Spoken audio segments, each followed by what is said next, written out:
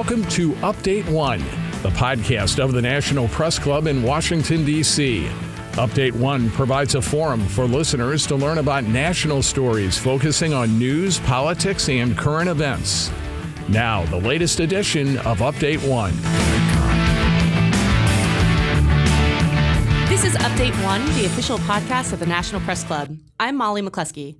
My guest today is Michael Yessis, journalist, editor, co-founder of World Hum, and now, most recently, the newsletter This Week in Podcasts. Michael, thank you so much for joining us. Thanks for having me. It's my pleasure.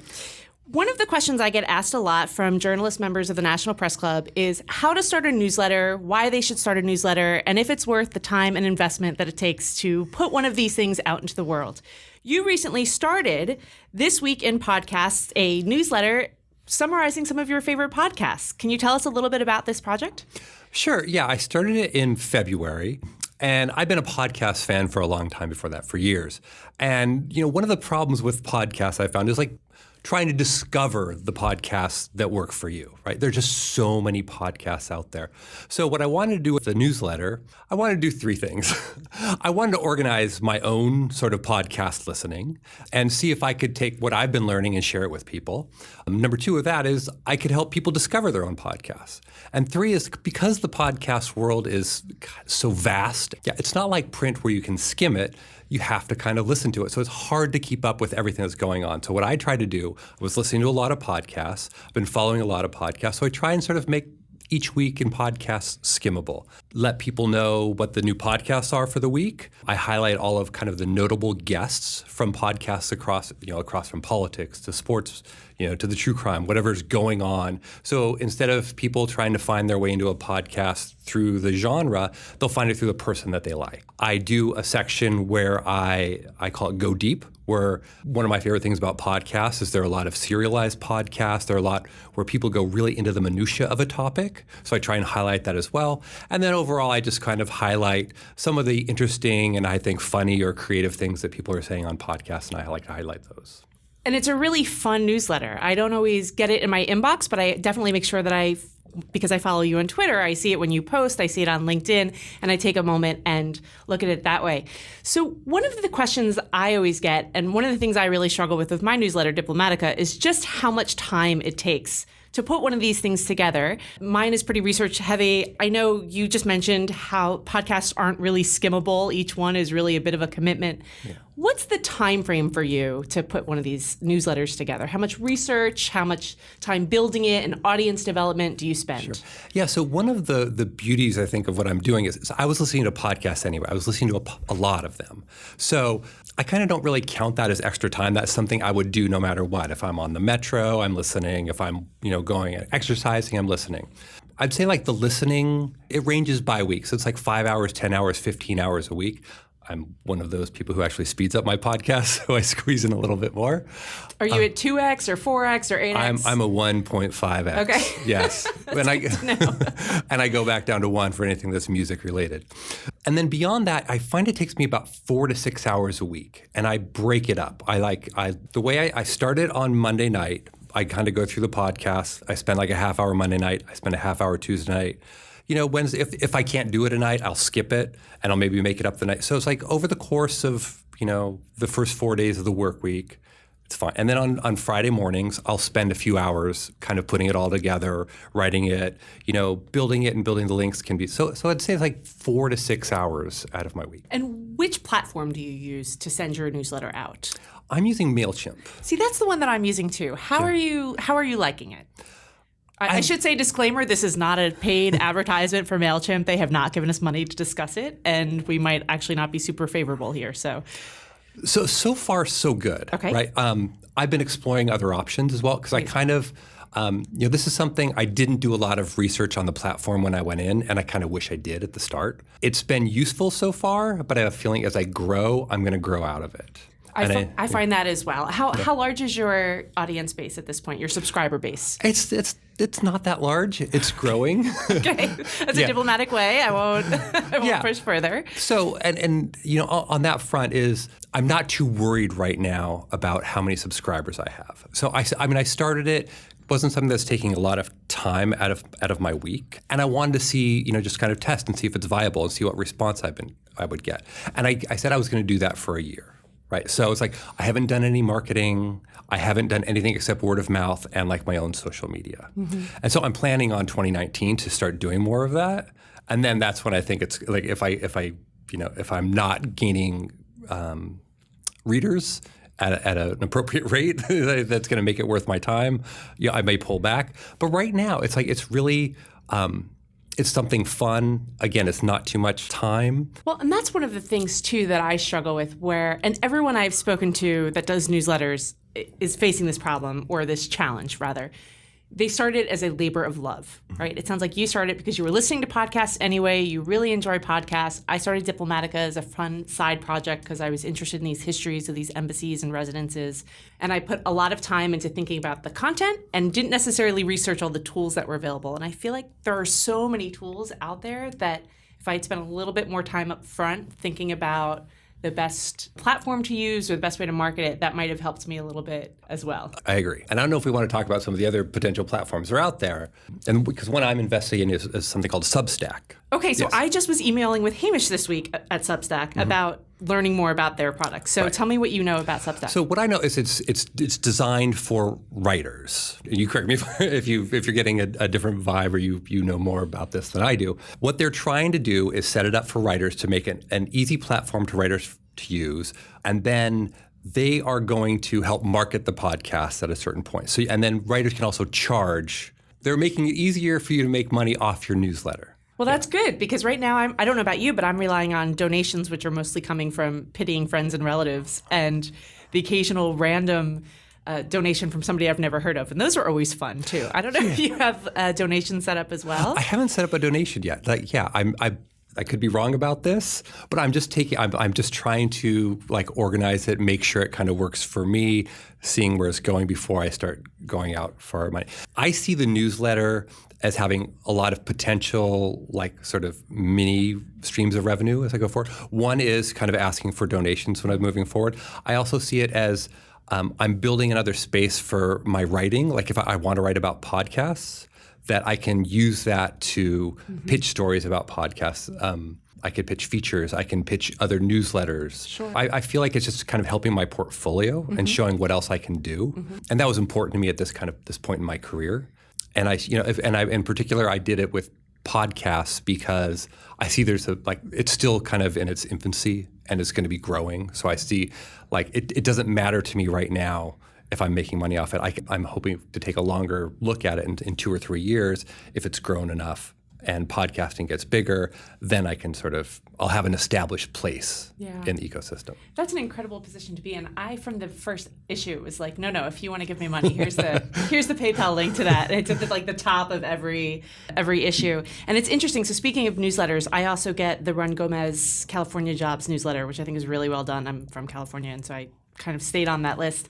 But he has been really good over the last couple of weeks of sending out, an appeal letter, because he was doing this, again, kind of just like we were he saw a need, he saw a lot of turnover in the journalism community in California, and so he started this newsletter just for friends and family, and it grew and grew and grew and grew to the point where now it costs him money to do it. And so he started sending out appeals, and I personally kicked him $15, right? So I can imagine if a bunch of us all gave $10 or $15. Yeah. I think it's also interesting to see where the interest is. I think there's a lot of newsletters are not charging a subscription fee. The Daily Chatter, which is Phil Balboni's fabulous daily newsletter, just started asking for an annual subscription fee of about $15. But they've been running for 3 years already before they started asking for that. So it seems like the newsletter model has a lot of potential and a lot of benefits and things we enjoy about it. It flexes our creativity. It lets us explore a topic that we want to explore a little bit more in depth. It kind of tests to see if the audience is out there for these topics, but it's not necessarily a moneymaker.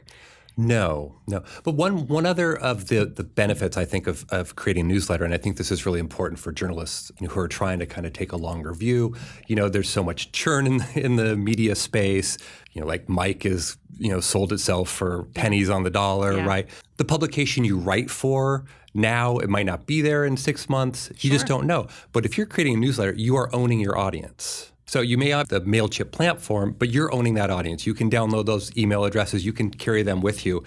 To subscribe to an email newsletter is kind of a big thing for people. Everybody has crowded email mailboxes. And if you can get people to actually subscribe to your newsletter, I think that's a really big thing. It may be slow growth, but these are people who are choosing to have you show up in your mailbox every day or every week or whatever frequency you want to send out your newsletter. So what are some of the other newsletters that you get in your inbox? I subscribe to all of the different podcast newsletters that I can.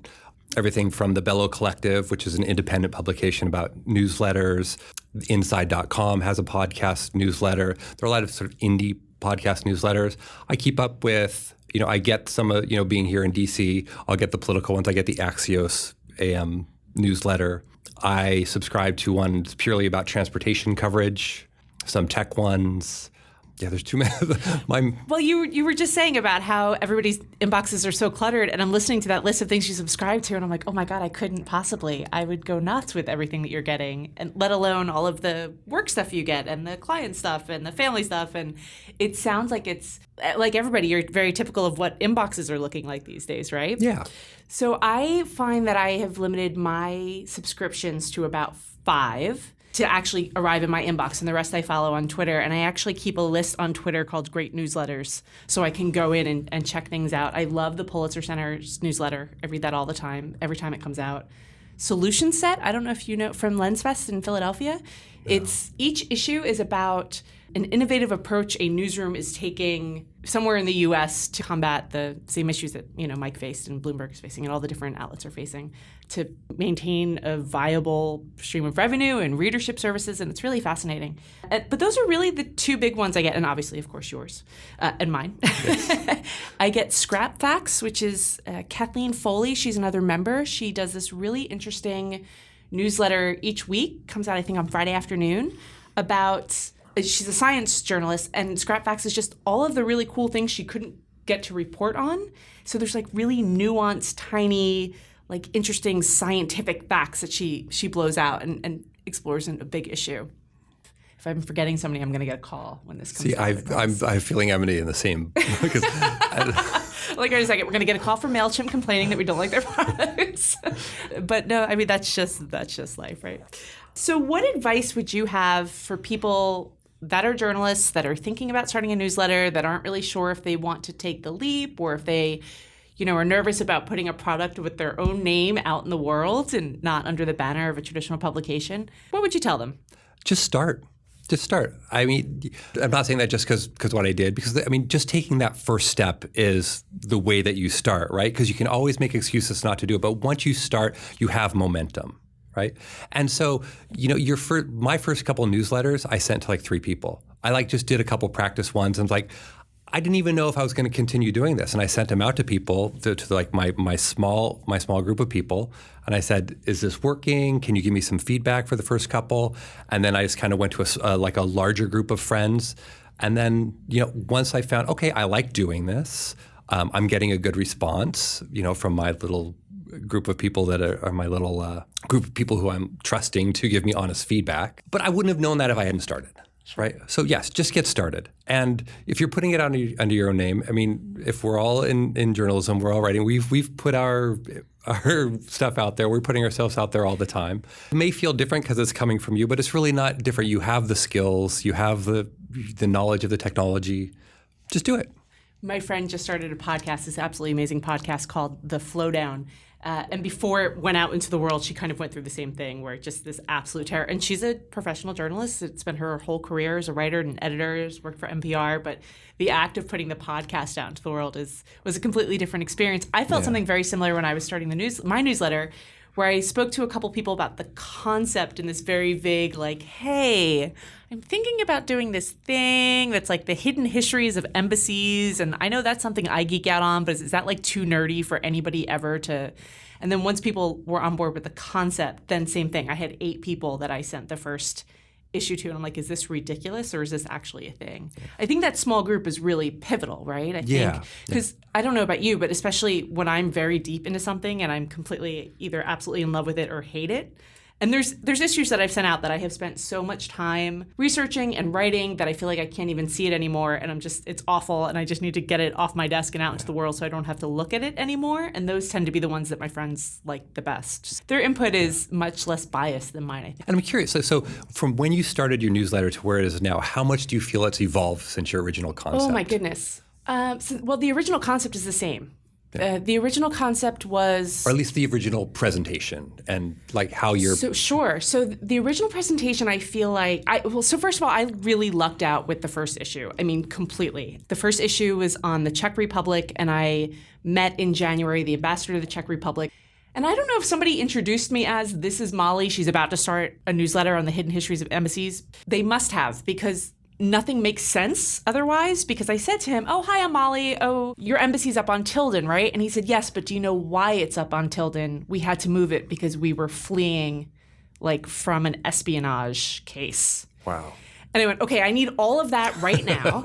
And the ambassador was so gracious when I finally met with him. He had opened the Czech foreign files on this spy that I'm not even sure the CIA had.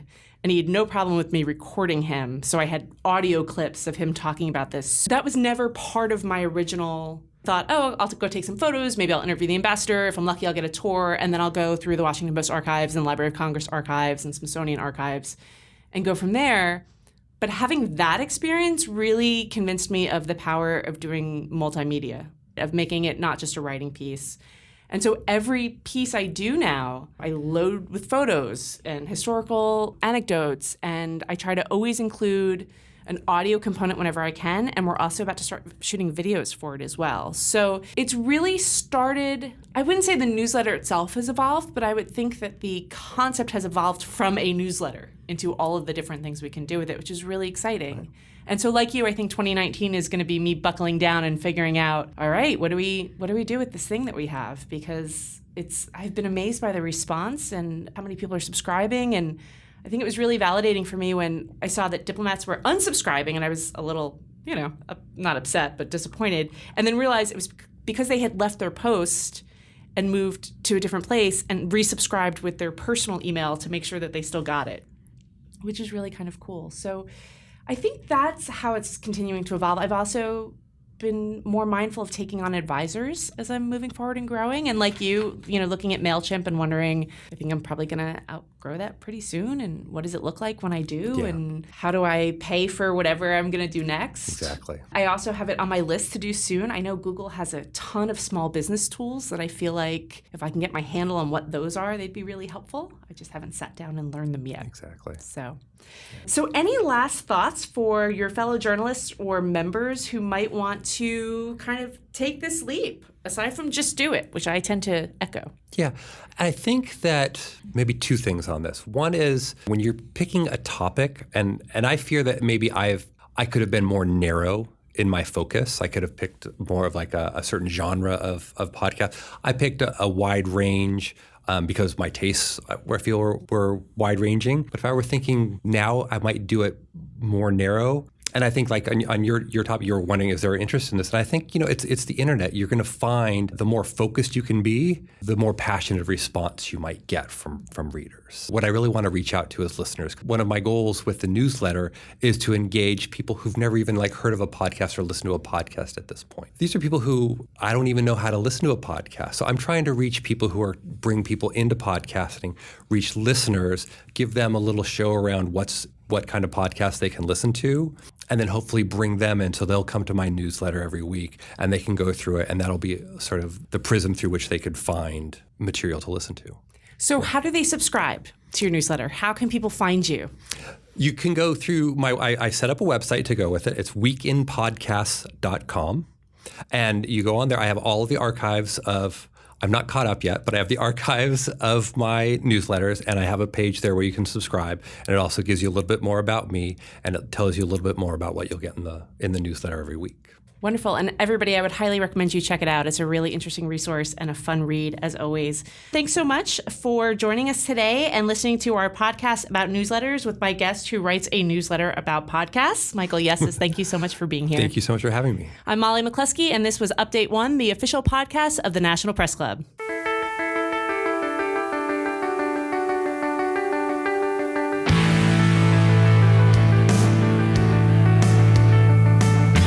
You have been listening to Update One, a production of the National Press Club's Broadcast Committee.